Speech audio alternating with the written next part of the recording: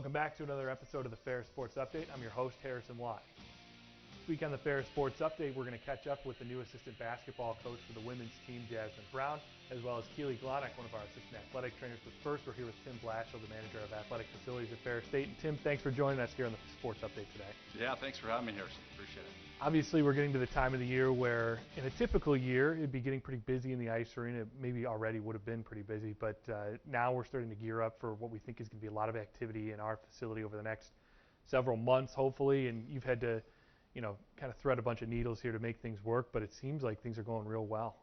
Yeah, it definitely is. It took a little while for us to get any programming into the rink, but the last 3 weeks we've had youth hockey and youth figure skating going, which has been great. It's nice to get back to that, a little bit of normalcy for our youth kids. And then obviously with Ferris State hockey and Ferris State basketball getting ready, we're kind of gearing up as well.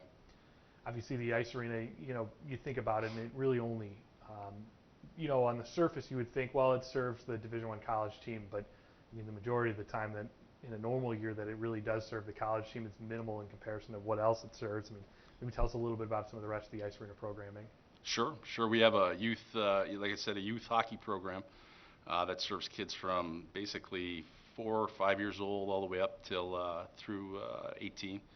And then also a high school hockey program, adult league. We also have the club hockey team from Ferris that skates. And then we also have figure skating in about 3 different levels of figure skating, from youth figure skating to our club collegiate team. So yeah, definitely a lot that goes into it. It's a little bit of a side part of my job with facilities and kind of my primary focus with the ice arena and programming. And obviously, the ice arena is so unique because it's in an area where we're not very close to any other ice arenas. You know how Michigan winters are, especially trying to go up, down 131 in the winter. Yeah. How important is it, because this is the only college town in Michigan where the college rink is the only rink in town, and we're almost 40 miles from the next rink. Definitely.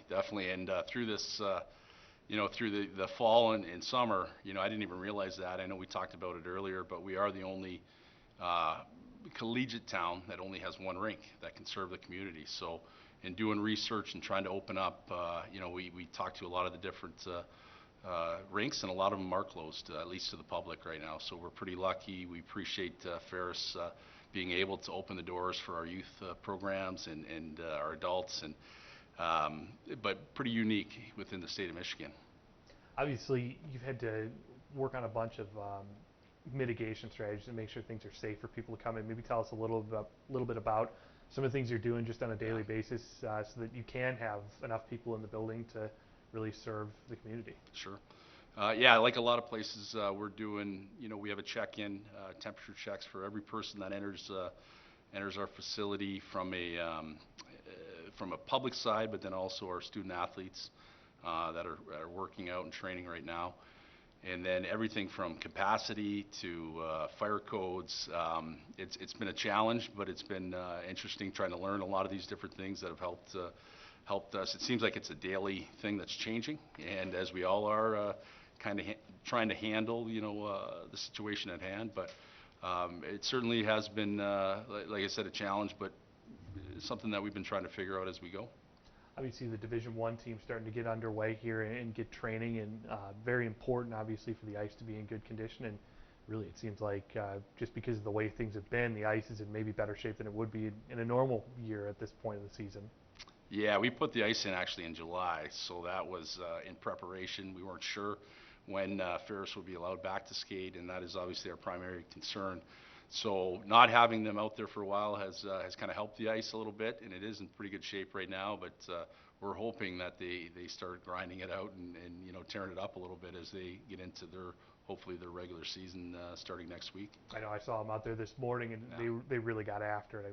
Yes, you're going to have some work on that ice maintenance coming up here. Trust me, it's work that we're willing to do and happy to do at this point. So obviously, you've worked with the Division I team before.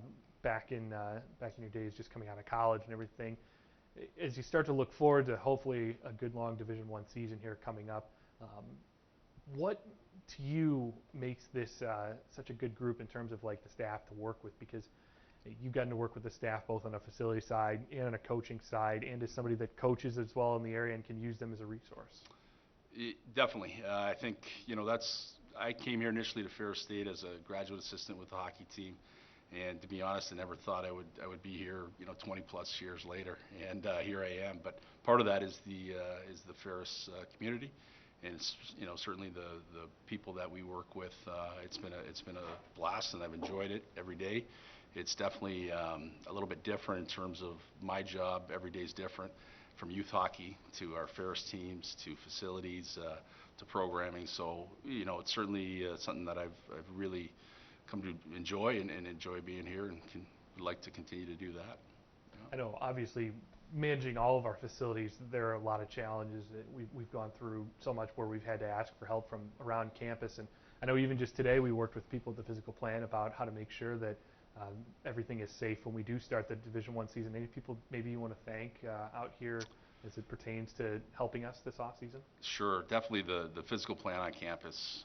They've done an outstanding job. Mike Hughes, the associate vice president, Mark Eichenberg, and then all the trades groups. I deal with them a lot, as you know, with certain things around our facilities, and this year has been double time on that. Trying to make sure that we have a safe environment, and like you said this morning, working on different things in terms of plexiglass and separators and different things, all the way through to our custodial crew, which has been working overtime to allow us to compete and allow us to have our athletes in a safe environment. So definitely from that end, I appreciate everyone over there. I call them probably daily on the capacity and the numbers that we need, and it's changing always, and so they've done a great job. How excited, obviously, are you to see things get going finally? Because I know, for me personally, when I see, the Division I team on the ice for the first time, for me that's going to be a great moment. But for anybody to get going, I imagine for you, we probably won't take it for granted anymore. No question. I was extremely excited when we had our first youth group out on the ice skating. It just didn't seem right otherwise, and that was just a couple weeks ago. And then certainly with our collegiate team practicing now at a little bit more of a regular pace, and then getting into the season in the next couple weeks, it's been great. It's you're absolutely right. I don't think moving forward we'll take anything for granted, and we just want to keep it safe. We want to keep our kids out there. We want to keep our collegiate teams out there and competing, and hopefully enjoy somewhat of a season here. Finally, where can the community members and fans go to find a little bit more information on our facilities and see how they can get in and be able to utilize them during this time? Sure, we are a little bit limited, obviously with the gyms.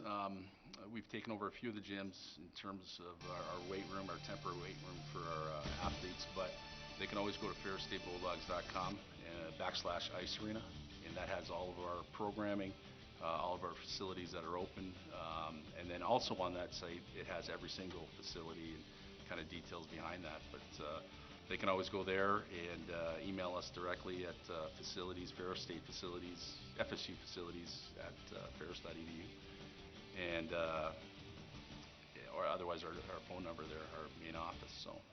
Well, Tim, thanks for joining us here on the Sports Update. Yeah, thank you. When we come back, we'll talk to the assistant women's basketball coach, Jasmine Brown, next on the Ferris Sports Update.